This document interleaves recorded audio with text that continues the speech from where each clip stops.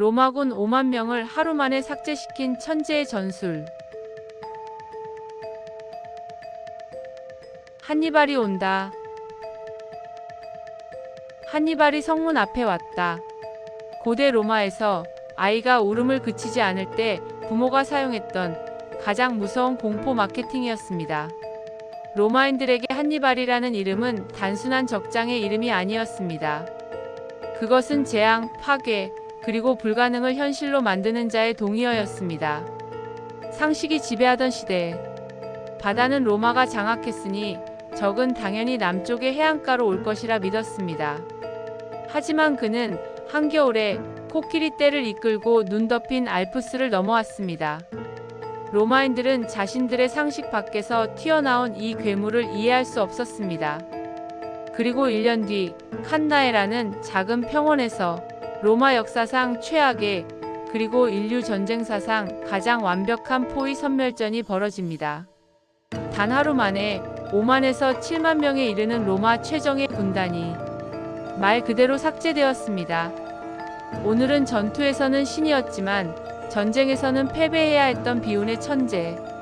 2000년이 지난 지금도 모든 사관학교에서 그의 전술을 배우는 이유. 전략의 아버지 한니발 바르카, 그의 가장 위대한 도박과 가장 완벽했던 걸작 칸나의 전투의 모든 것을 재구성합니다. 로마를 향한 나의 증오를 맹세하노라. 한니발의 모든 것을 이해하려면 그의 나이 9살 때로 거슬러 올라가야 합니다. 그의 조국 카르타고는 지중해의 패권을 쥔 해상 강국이었습니다. 하지만 제1차 포에니 전쟁에서 신흥 강국 로마에게 처참하게 패배했죠. 카르타고는 막대한 배상금과 영토 시칠리아를 빼앗겼습니다. 한니발의 아버지 하밀카르 바르카는 복수심에 불탔습니다. 그는 아들 한니발을 제단으로 데려가 신의 재물 위에 손을 얹게 하고 맹세시킵니다. 너는 커서 로마의 적이 되겠다고, 로마를 멸망시키겠다고 이 아비와 신 앞에서 맹세하라. 9살 소년의 가슴에 심어진 이 맹세는 평생 그를 지배하는 삶의 목적이자 거대한 족쇄가 되었습니다.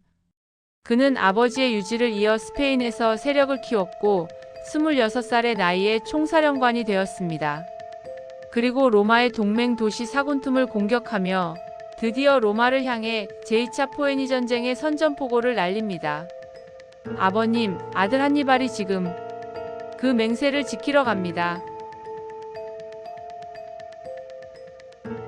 상식의 파괴. 코끼리는 알프스를 넘는다. 로마 원로원은 비웃었습니다. 카르타고 놈들이 감히. 그들은 자신만만했습니다. 왜? 바다는 로마의 것이었으니까요. 1차 전쟁의 승리로 지중해는 로마의 앞마당이었습니다. 한니발이 쳐들어오려면 배를 타야 하는데 오다가 다 격침당할 것이다. 로마는 한니발이 아프리카로 돌아가 배를 타고 시칠리아로 올 것이라 예상하고 주력 군단을 그곳에 배치했습니다. 하지만 한니발은 로마의 상식 그 정반대편을 찔렀습니다. 그는 스페인에서 출발해 남부 프랑스 갈리아를 가로질러 로마인들이 세상의 끝이자 넘을 수 없는 벽이라 여겼던 알프스 산맥을 넘기로 결심합니다. 이것은 도박이 아니라 광기에 가까웠습니다. 심지어 계절은 겨울로 접어드는 10월 말이었습니다. 15일간의 지옥. 길은 없었습니다. 눈은 무릎까지 쌓였고 발을 헛디디면 천길 낭떠러지였습니다. 말과 코끼리들은 미끄러져 추락했고 병사들은 얼어 죽었습니다. 더 무서운 건 켈트족 산악 부족들의 습격이었습니다. 그들은 좁은 길목에 숨어 있다가 돌을 굴리고 창을 던지며 한니발의 군대를 괴롭혔습니다. 한니발은 맨 앞에서 바위를 깨부수고 얼음을 녹여가며 길을 뚫었습니다. 마침내 이탈리아 평원에 도착했을 때 9만이었던 보병은 2만으로 1만 2천이었던 기병은 6천으로 줄어 있었습니다. 절반 이상이 산맥에서 증발해버린 겁니다. 하지만 이것은 패배가 아니었습니다. 지옥을 함께 건너온 이 2만 6천 명은 인류 역사상 가장 강인하고 가장 충성스러운 강철 부대가 되어 있었습니다. 로마는 경악했습니다. 뭐라고? 한니발이 알프스에서 튀어나왔다고? 로마의 등 뒤 가장 안전하다고 믿었던 북쪽에서 눈과 얼음을 뒤집어 쓴 악마가 나타난 겁니다. 천재의 예열, 트레비아와 트라시메노. 이탈리아에 도착한 한니발은 쉬지 않았습니다. 트레비아 전투에서 그는 로마군을 일부러 추운 강물에 뛰어들게 만들어 저체온증에 걸리게 한 뒤 미리 숨겨둔 기병대로 뒤를 쳐서 2만 명을 학살했습니다. 트라시메노 호수 전투에서는 호수가 좁은 안갯길로 로마군을 유인한 뒤 언덕 위에 매복시킨 군대로 3만 명을 호수에 수장시켜 버렸습니다. 이것은 역사상 가장 완벽한 매복 작전 중 하나로 기록됩니다. 로마는 2연속 참패에 패닉에 빠졌습니다. 그들은 파비우스를 독재관으로 임명합니다. 파비우스는 한니발이 전투의 신임을 인정했습니다. 그래서 그는 한니발과 싸우지 않았습니다. 대신 한니발의 보급로를 괴롭히고 치고 빠지는 지구전을 펼칩니다. 이것이 파비우스 전술입니다. 하지만 로마 시민들은 이 답답한 전략에 분노했습니다. 왜 싸우지 않는가? 저 악마를 당장 죽여라. 로마는 결국 파비우스를 쫓아내고 가이우스 테렌티우스 바로라는 호전적인 집정관을 선출합니다. 그리고 인류 역사상 가장 거대한 군대를 소집합니다. 한니발이라는 괴물을 이번에야말로 숫자로 짓밟아 죽이기 위해서. 죽음의 무대, 칸나에. 216년 8월 2일 칸나의 평원. 이날 로마는 역사상 최대 규모의 군단을 동원했습니다. 보병 8만, 기병 6천, 도합 8만 6천 명. 추정치에 따라 5만에서 8만까지 다양하지만 압도적인 다수였습니다. 반면 한니발의 군대는 알프스를 넘고 전투를 치르며 겨우 5만, 보병 4만, 기병 1만이었습니다. 심지어 이 4만의 보병 중 절반은 신뢰할 수 없는 갈리아 켈트족 용병이었습니다. 로마 집정관 바로는 승리를 확신했습니다. 저놈들의 2배가 넘는다. 전술 따위 필요 없다. 중앙을 두껍게 만들어 정면에서 밀어 으깨버려라. 로마군은 보병을 비정상적으로 두껍게 배치한 거대한 철퇴 모양의 진영을 짰습니다. 모두가 한니발이 도망치거나 방어 진영을 짤 것이라 예상했습니다. 하지만 한니발은 가장 이상하고 가장 자살 행위처럼 보이는 진영을 짰습니다. 그는 가장 약한 갈리아 용병들을 군대의 정중앙에 배치하고 심지어 그 중앙을 앞으로 볼록하게 내밀었습니다. 적에게 제발 여기를 쳐주십시오라고 광고하는 꼴이었죠. 그리고 자신의 최정예 부대인 카르타고 정예병들은 양쪽 날개 끝 뒤쪽으로 숨겨두었습니다. 로마군은 비웃었습니다. 저놈이 드디어 미쳤구나. 걸작의 완성. 망치와 모루. 1단계. 중앙의 붕괴, 의도된 함몰. 돌격하라. 8만의 로마군이 한니발의 약한 중앙을 향해 돌진했습니다. 예상대로 갈리아 용병들은 로마군의 기세에 밀려 뒤로 물러나기 시작했습니다.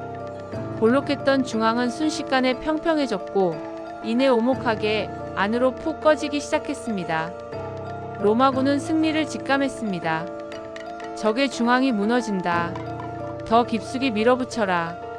로마 군단은 승리의 함성을 지르며 그 오목한 주머니 속으로 스스로 걸어 들어갔습니다. 2단계. 망치의 강타, 기병의 승리. 로마군이 중앙 돌파에 미쳐있는 동안 양쪽 날개에서는 기병대가 격돌했습니다. 한니발의 기병은 로마 기병보다 수적으로도 질적으로도 우세했습니다. 한니발의 기병대는 순식간에 로마 기병대를 박살내고 도망치는 그들을 쫓아가지 않고 즉시 말머리를 돌려 로마 보병의 등 뒤로 달려갔습니다. 망치가 준비된 겁니다. 3단계. 모루의 등장, 포위망 완성.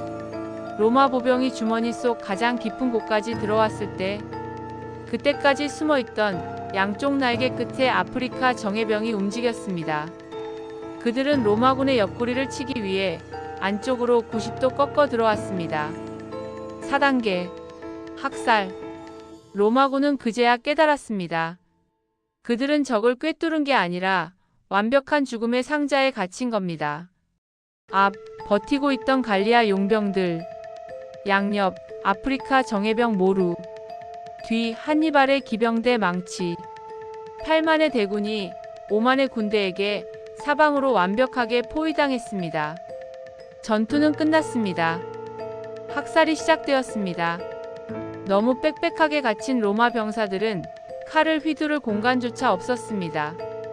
그들은 그저 옆에 동료가 찔려 죽는 것을 보며 자신의 차례를 기다릴 뿐이었습니다. 단 하루 만에 로마군 5만에서 7만이 전사했습니다. 집정관 파울루스를 비롯해 원로원 의원 80여 명, 당시 원로원의 3분의 1이 이 하루 동안 사망했습니다. 로마 건국 이래, 아니 인류 역사상 가장 참혹하고 가장 일방적인 학살이었습니다. 한니발의 망치와 모루 전술은 전쟁사의 걸작으로 완성되었습니다. 왜 로마로 가지 않았나? 전투 직후 한니발의 기병대장 마하르발이 흥분해서 외쳤습니다. 장군, 지금 당장 로마로 진격합시다. 5일 뒤면 카피톨리노 언덕에서 승전보를 울릴 수 있습니다. 하지만 한니발은 고개를 저었습니다. 지금은 안 된다. 마하르발은 절규했습니다. 아, 한니발이여. 당신은 승리하는 법은 알지만 그 승리를 이용하는 법은 모르는구려. 이것은 역사상 가장 유명한 만약입니다. 한니발은 왜 로마로 가지 않았을까요? 그는 정말 승리를 이용할 줄 모르는 바보였을까요? 아닙니다. 그는 할 수 없었다는 것이 정설입니다. 공성 무기 부재. 그의 군대는 성을 부수는 공성 무기가 없었습니다. 로마의 방어력. 로마의 세르비우스 성벽은 난공불락이었습니다. 전략의 차이. 한니발의 목표는 로마 도시의 파괴가 아니었습니다. 그의 진짜 목표는 로마를 따르는 이탈리아의 동맹 도시들을 이간질시켜 로마를 고립시키는 것이었습니다. 그는 칸나의 승리로 로마의 무력을 증명했습니다. 보아라, 로마는 너희를 지켜주지 못한다. 나에게 붙어라. 실제로 많은 남부 도시들이 로마를 배신하고 한니발에게 붙었습니다. 하지만 한니발의 비극은 여기서 시작됩니다. 그는 이탈리아를 13년 넘게 떠돌았지만 그의 조국 카르타고는 그에게 단 한 줌의 지원군도 보급품도 보내지 않았습니다. 카르타고 본국의 귀족들은 한니발이 너무 강해져서 자신들의 권력을 위협할까봐 두려워했습니다. 한니발은 적국 로마의 심장부에서 로마군이 아니라 아군의 질투와 보급 부족과 싸우고 있었던 겁니다. 거인의 최후. 로마는 한니발에게서 배웠습니다. 스키피오 아프리카누스라는 로마의 젊은 천재는 한니발을 이기려면 한니발처럼 싸워야 한다는 것을 깨달았습니다. 그는 한니발이 있는 이탈리아가 아니라 빈집이 된 카르타고 본토를 침공합니다. 다급해진 카르타고. 그들은 10년 넘게 방치했던 한니발에게 당장 돌아와 조국을 구하라고 애원합니다. 15년간 이탈리아를 유린했던 한니발은 결국 아무것도 얻지 못한 채 고향으로 돌아갑니다. 그리고 자마 전투에서 자신의 전술을 완벽하게 카피한 제자 스키피오에게 생애 첫 패배이자 마지막 패배를 당합니다. 그는 패장이 되어 정처 없이 떠돌다 로마의 추격을 피해 64세의 나이로 스스로 독을 마시고 생을 마감합니다. 그가 남긴 마지막 말은 이랬습니다. 자, 이제 로마인들을 이 오랜 공포에서 해방시켜주자. 한니발. 그는 전투에선 모두 이겼지만 전쟁에선 졌습니다. 그는 로마를 파괴하지 못했습니다. 하지만 아이러니하게도 그는 로마를 완성시켰습니다. 한니발이라는 최악의 공포를 이겨낸 로마는 더욱 강철 같은 군대로 진화해 지중해의 패자가 되었으니까요. 천재는 적을 무너뜨렸지만 시대는 그 천재를 무너뜨렸습니다.